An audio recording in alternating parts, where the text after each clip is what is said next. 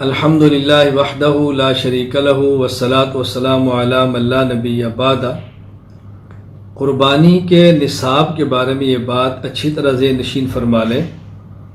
اگر کسی شخص کی ملکیت میں 7.5 تولہ سونا یعنی 87.48 گرام موجود ہے، وہ کسی بھی شکل میں ہو، زیورات ہو، ڈلی ہو، آرائشی ہو، جیسے بھی ہو۔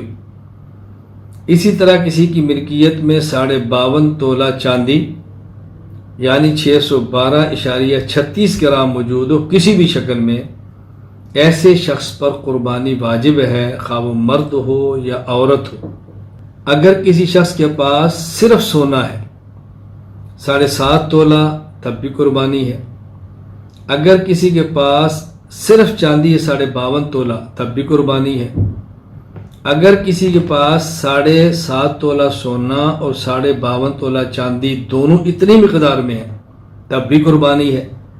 لیکن اگر کسی شخص کے پاس سونا وہ بھی 7.5 تولے سے کم ہے، کسی کے پاس چاندی وہ بھی 52.5 تولہ سے کم ہے اور اس کے ساتھ کچھ نقدی پیسے بھی ہیں، اب اگر ملائیں سونے کی قیمت پھر چاندی کی قیمت اور ساتھ پیسے، تو قربانی کے لیے نصاب بناتے وقت یہ دیکھنا ہے کہ یہ پیسے چاندی کی مالیت کے برابر ہیں یا سونا کی مالیت کے برابر۔ تو اگر ان کے پیسے سونے کی مالیت 7.5 تولہ کے برابر ہیں تو قربانی واجب، اور اگر یہ چاندی کے 52.5 تولہ کی مالیت کے برابر ہیں تو پھر اس پر قربانی واجب نہیں۔ یہ بات ذہن نشین فرما لیں۔ یعنی اگر کسی کے پاس مکمل 52.5 تولہ چاندی ہے تو قربانی واجب ہے، یا مکمل 7.5 تولہ سونا ہے تو قربانی واجب ہے، یا 7.5 تولہ سونا اور 52.5 تولہ چاندی دونوں مکمل ہیں تب بھی واجب ہے۔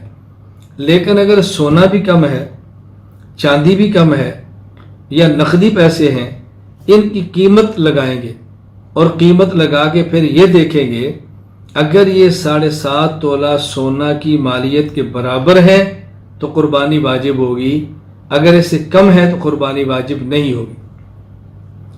زکوٰۃ کا مسئلہ اس سے الگ ہے۔ زکوٰۃ میں اگر کسی کے پاس سونا بھی 7.5 تولہ سے کم ہے، چاندی 52.5 تولہ سے کم ہے اور کچھ پیسے بھی موجود ہیں، تو پھر ان سب پیسوں کو ملا کر دیکھیں گے، اگر 52.5 تولہ چاندی کے پیسوں کے برابر ہے تو زکوٰۃ فرض ہو جائے گی۔ ان دونوں میں یہ فرق کیوں کیا گیا ہے؟ یہ فرق کرنے کی وجہ یہ ہے، اگر تو 7.5 تولہ سونا یا 52.5 تولہ چاندی موجود ہے پھر تو ایسا نصاب ہے کہ جس پر گفتگو نہیں ہو سکتی۔ لیکن اگر دونوں سے کم ہوں، اب یہ ایک اجتہادی مسئلہ بن جاتا ہے، فقہا کی رائے پر بن جاتا ہے کہ اس کو کس نصاب کے برابر دیکھے، سونے والا یا چاندی والا۔ تو زکوٰۃ کے مسئلے میں حساب کریں گے، چاندی کے 52.5 تولہ کے برابر ہوں تو زکوٰۃ فرض۔ قربانی میں اگر سونا 7.5 تولہ کے برابر یہ پیسے بنے تو پھر قربانی واجب۔ اس کی وجہ یہ ہے، زکوٰۃ کی بنیاد ہے تؤخذ من اغنیائہم وترد الی فقرائہم، غنی سے لو اور فقیر کو دو۔ اگر کوئی شخص زکوٰۃ کا پیسہ خود کھا لے یا مالدار کو کھلائے، زکوٰۃ ادا نہیں ہوگی۔ لیکن قربانی کا مقصد احراق الدم، ما عمل آدمی من عمل یوم النحر احب الی اللہ من احراق الدم، صرف خون بہانا ہے، قربانی کا گوشت کھلانا نہیں۔ اگر کوئی شخص قربانی کا سارا گوشت خود کھا لے یا سارا کسی مالدار کو دے، قربانی تب بھی ہو جائے گی۔ تو زکوٰۃ میں بنیاد فقیر کا تعاون ہے، قربانی میں بنیاد اللہ کے راستے میں جانور کو ذبح کرنا ہے۔ لہٰذا زکوٰۃ میں چاندی کو بنیاد بنائیں تاکہ زیادہ لوگوں پر زکوٰۃ فرض ہو اور غریب کا نفع زیادہ ہو، اور قربانی میں بنیاد سونے کے نصاب کو بنائیں تاکہ وہ لوگ جن کی مالی حالت کمزور ہے ان کے اوپر حرج نہ ہے۔